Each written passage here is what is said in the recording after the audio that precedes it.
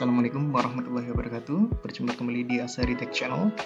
Kali ini kita akan membahas tentang silabus atau RPS, rencana pembelajaran semester untuk mata kuliah pemrograman 3 atau pemrograman web di Prodi Teknologi Informasi Universitas Harapan Bangsa. Untuk pengampu mata kuliah web pemrograman ini sendiri diampu oleh saya, Ahmad Asari, dosen dari Prodi TI, di mana fokus di pemrograman 3 ini adalah mahasiswa mampu membuat sebuah proyek website. Kemudian untuk deskripsi dari mata kuliah, ini ada kode mata kuliah, kemudian di sini memiliki bobot 4 SKS untuk mata kuliah web pemrograman ini, di mana 3 teori dan 1 praktik. Satu teori itu di kisaran 1 jam, sekali pertemuan itu ada 1 jam. Misalnya 3 teori, maka teorinya ada 3 jam. Kemudian untuk praktik sendiri ada 170 menit atau diglobalkan itu ada 3 jam. Jadi total untuk pertemuan mata kuliah web programming ini ada 6 jam. Saya kira dengan waktu 6 jam ini untuk perkuliahan pemrograman 3 ini harusnya mahasiswa mampu membuat sebuah proyek website sendiri. Nah, saya dibantu oleh Pak Purwono atau Pak Ipung dalam mengampu mata kuliah web programming ini.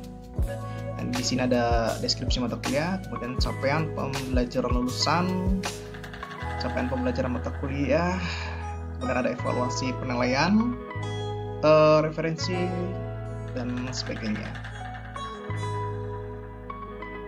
Nah, kemudian di sini untuk pertemuan 1 saya lebih memfokuskan ke dasar-dasar dari web dan HTML ya. Nanti mahasiswa diajarkan bagaimana cara membuat sebuah program HTML untuk membuat templating website. Kemudian di pertemuan kedua kebetulan dilanjutkan oleh Pak Ipung ya atau Pak Purwono, itu melanjutkan dari materi HTML yang sudah saya jelaskan di pertemuan pertama. Di pertemuan ketiga itu saya melakukan pembahasan terkait dengan CSS, bagaimana cara membuat website menjadi lebih menarik dan cantik tentunya. Di setiap pertemuan saya mengharuskan ya untuk mahasiswa itu melakukan kuis dan tugas. Jadi memang harus aktif semua mahasiswa dalam melakukan perkuliahan ini. Karena saya yakin mata kuliah web programming ini adalah salah satu mata kuliah wajib yang harus mahasiswa tahu dan mahasiswa bisa memahami. Tentunya bukan hanya memahami tapi harus mempraktikkan juga. Kemudian di pertemuan 4, kalau tadi saya membahas tentang CSS natif, di mana CSS membangun dari nol sendiri. Kemudian di pertemuan keempat ini menggunakan framework CSS. Di framework CSS ini saya menekankan pengajaran tentang Bootstrap dan Tailwind. Cuman karena berbagai hal pertimbangannya untuk Bootstrap terlebih dahulu yang diajarkan. Karena memang untuk Tailwind itu mungkin bisa dipelajari lebih lanjut oleh mahasiswa sendiri karena memang lebih rumit daripada CSS ini. Tapi saya mengajarkan tentang dasarnya untuk Tailwind. Kemudian di pertemuan kelima ini tentang JavaScript, pengenalan JavaScript awal. Di sini juga tidak lupa ada kuis dan tugas ya.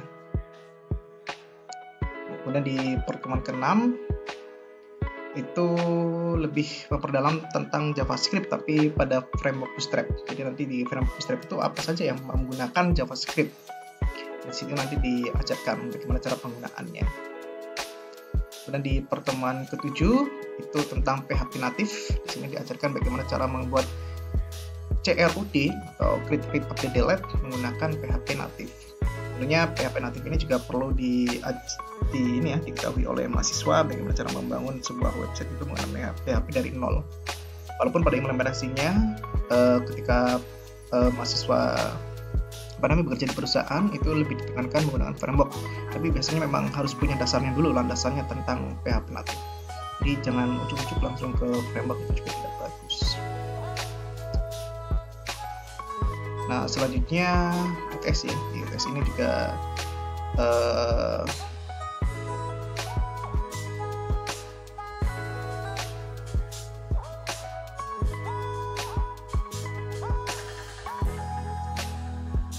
4 jam ya untuk mengerjakan UTS ini. Saya ngasih waktu 4 jam untuk mengerjakan UTS-nya.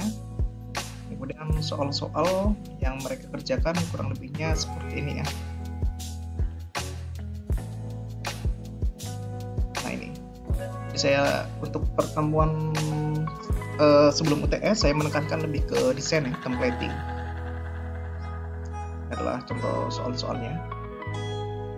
Setiap tahun tentunya berbeda ya. Jadi walaupun tayangan ini tampil, teman-teman mungkin nanti untuk adik tingkat tidak bisa mencontek dari soal ini karena akan berbeda lagi soalnya. Oke, kemudian setelah UTS dilanjut dengan SQL ya. SQL ini bukan hanya tentang database ya, tapi bagaimana cara mengelola SQL ini dengan PHP. Jadi nanti di sini akan diajarkan juga tentang konektivitas antara database dan PHP. Nanti untuk menampilkan CRUD itu menggunakan PHP ya. Tentunya sudah terkoneksi dengan database.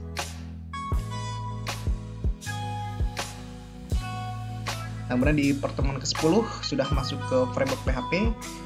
Untuk framework PHP ada banyak sekali ya, tapi saya lebih memfokuskan ke Laravel ya.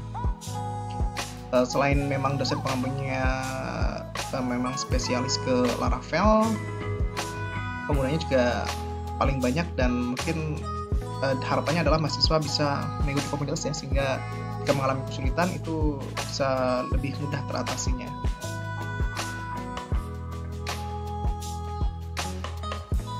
Dan dilanjut dengan package module library. Jadi nanti selain melakukan CRUD di Laravel, mahasiswa juga akan diajari tentang bagaimana cara menggunakan package module library di Laravel. Ya, seperti library bagaimana cara mendownload Excel, kemudian mengimport Excel dan mengekspor Excel, kemudian menampilkan dalam bentuk PDF, mendownload PDF, dan lain sebagainya.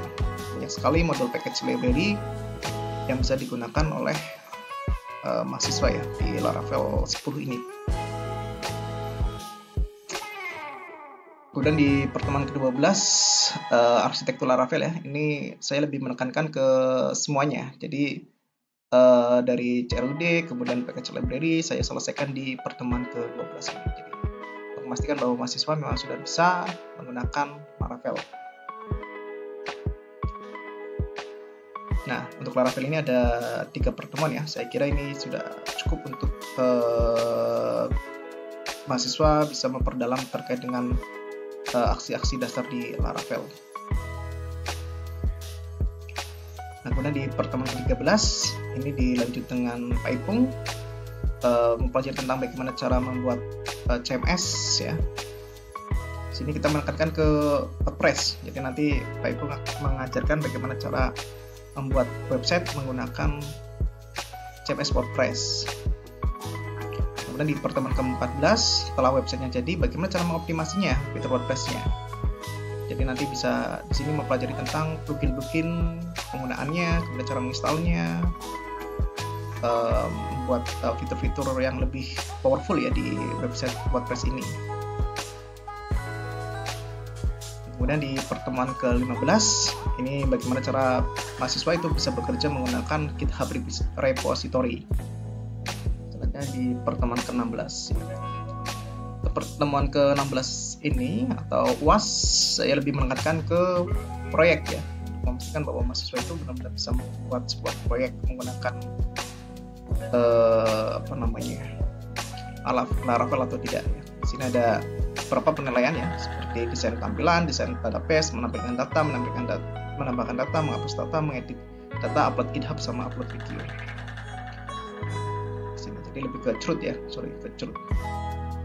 Oh ya, kalau yang tadi saya bahas berarti di pertemuan ke-15 ya, itu terkait dengan proyek besarnya. Pertemuan ke-12 di pertemuan terakhir saya. Tapi memang saya menekankan ke mahasiswa boleh menguploadnya sampai sebelum UAS dimulai. Ini kelompok ya, kelompok ada beberapa yang dikirimkan secara langsung ke saya. Yang dikirimkan lewat Scalsa. Ini kita masuk ke link websitenya ya. Contoh pekerjaan dari mahasiswa atas nama Ilham. Nah, di Mas Ilham ini membuat sebuah website untuk jasa undangan, pembuatan jasa undangan. Saya kira ini sudah sangat powerful ya, tampilannya bagus. Dan mungkin perlu ditingkatkan untuk optimasi dari fiturnya dan tentunya proses bisnisnya ya. Ini saya minta mahasiswa itu menggunakan Laravel untuk membuat website ini. Nah, ternyata masih ada error. Tentunya memang perlu lebih dalam lagi ya. Efeknya kayak masih error. Kita lihat aja.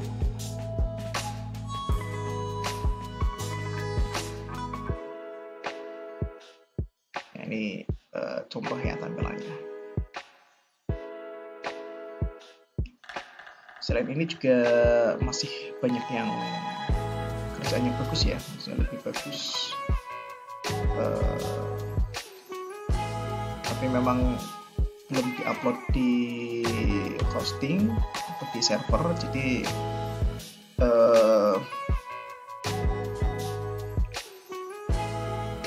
apa ya, dulu saya kayak ini contoh hasil karya dari mahasiswa ya. Nah, ini contoh hasil karya dari mahasiswa proyek dinamakan Mebelisius ya. Kategori produk, promo flash sale, skor besar-besaran produk ya. Saya kira ini udah sangat bagus sekali ya.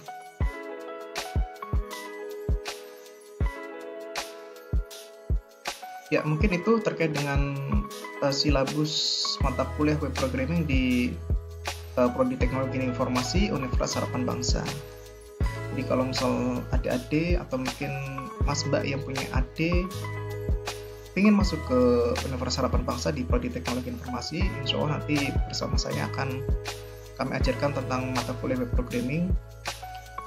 Walaupun memang dasar ya, tapi saya kira ini sudah lumayan cukup dalam kalau misal memang mahasiswa itu benar-benar serius untuk mempelajari mata kuliah ini.